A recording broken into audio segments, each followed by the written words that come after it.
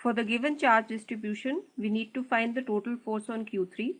So first what we'll do is we'll forget about all these values of the charges and the distances. We will only take a look at the direction of the forces. Now the force on Q3 is the vector sum of the force due to Q1 and the force due to Q2. To find each of these forces, you need to apply Coulomb's law. If you recall, Coulomb's law states that the force between two charged particles is proportional to the product of the two charges and inversely proportional to the square of the distance between them, and the value of K over here is approximately equal to 9 into 10 to the power 9 Newton meter square per Coulomb. First of all, we've drawn a straight line joining the two charges because the force is going to act along this line. Now we need to find the force on Q3, so tail of the vector has to lie at Q3. Now see, drawing vectors is very confusing at times. So instead of that, let's draw a little aeroplane. Let's have some fun. Okay, now we have a little aeroplane over here, and see, since the force is attractive, the aeroplane is going to fly in the direction of the positive charge. But remember that the tail of the aeroplane has to lie on Q3 because we are finding the total force on Q3. Had we been finding the total force on Q1, then the tail of the aeroplane would have been at Q1. Now, instead of an aeroplane, we need to draw a vector. So, this is the vector with the tail of the vector at the point where we had drawn the tail of the aeroplane, and the tip of the vector pointing in the direction in which the aeroplane will fly. So this vector represents the force on 3 due to 1. Similarly, we'll draw a vector for Q2 and Q3. Since Q2 and Q3 have opposite charges, the force is going to be attractive. If Q2 and Q3 had charges with the same sign, which means both were positive or both were negative, then the force would have been repulsive. Once again, we'll draw a little aeroplane which is going to fly towards Q2. So let me just draw the aeroplane.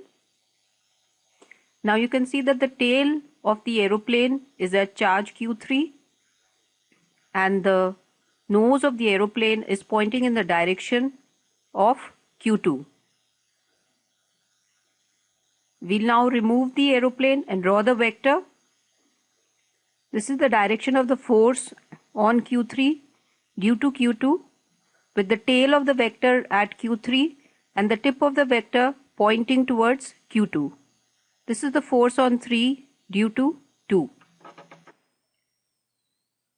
Now that we've drawn the vectors, let's get back to the question and let's find the different values. F31 applying Coulomb's law can be found out as 9 into 10 to the power 9. Just notice over here we are not using the negative sign that this charge has. We have considered the negative sign while drawing the vector. So you don't need to include the negative sign when you're finding the magnitude of the force.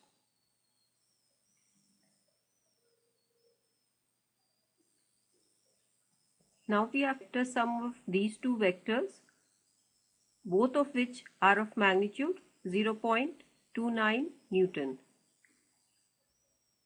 So to do that, we'll find the components of these two vectors and then we'll add the x components together and the y components together, and once we have the total x component and the total y component, we'll find the resultant force using under root. So you know that if you complete this parallelogram, then the diagonal over here, say these are the two sides of a parallelogram, and when you complete this parallelogram, then this diagonal will give you the direction of the resultant of these two forces. You can just think of this as, suppose you have a little toy over here and you have two strings attached to it. Now suppose one person is pulling in this direction and another person is pulling it in this direction. So the toy is going to the toy will move somewhere in this direction. So this force is the resultant of these two forces. Now many times it's easier to use the components of the two forces to find the resultant. So that is what we are going to do now. To find the components of F31 and F32, we will first draw the X and the Y axis. So let's choose these two perpendicular directions. They don't necessarily have to be only the X and the Y axis for finding the components, but this is generally the most commonly used. For instance, when you have an object lying on an inclined plane, in that case you don't use this as the two perpendicular directions. In that case you choose one direction lying along the inclined plane and the other perpendicular to the inclined plane. Okay, now to find the components of the first vector F31 in this case, we'll drop a perpendicular onto the x-axis and the y-axis. So this is a perpendicular on the x-axis and this is a perpendicular onto the y-axis.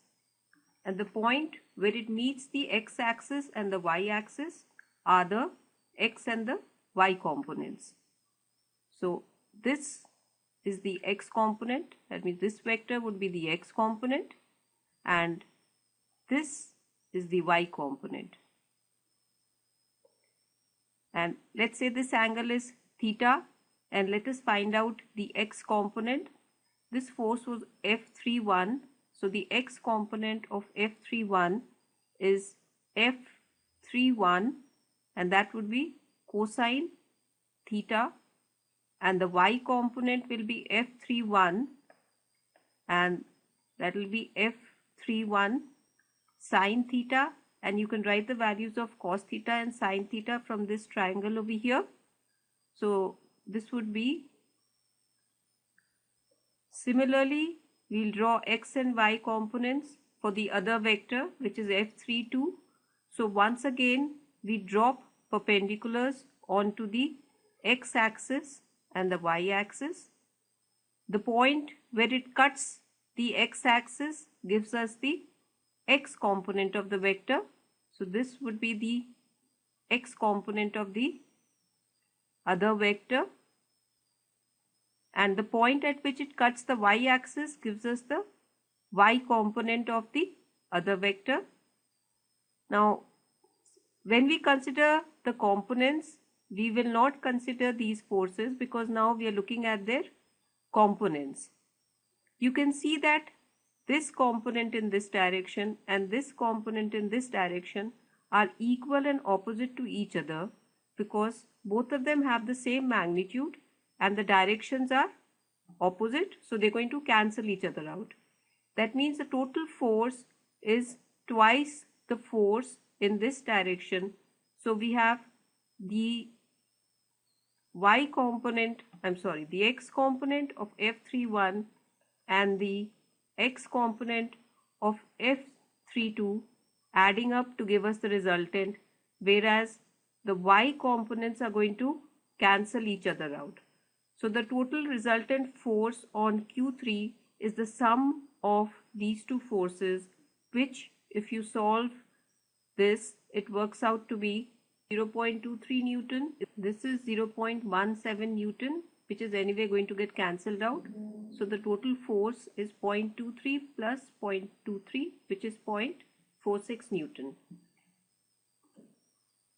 Just to practice this and to see if you've understood, find the total force on Q1 and on Q2.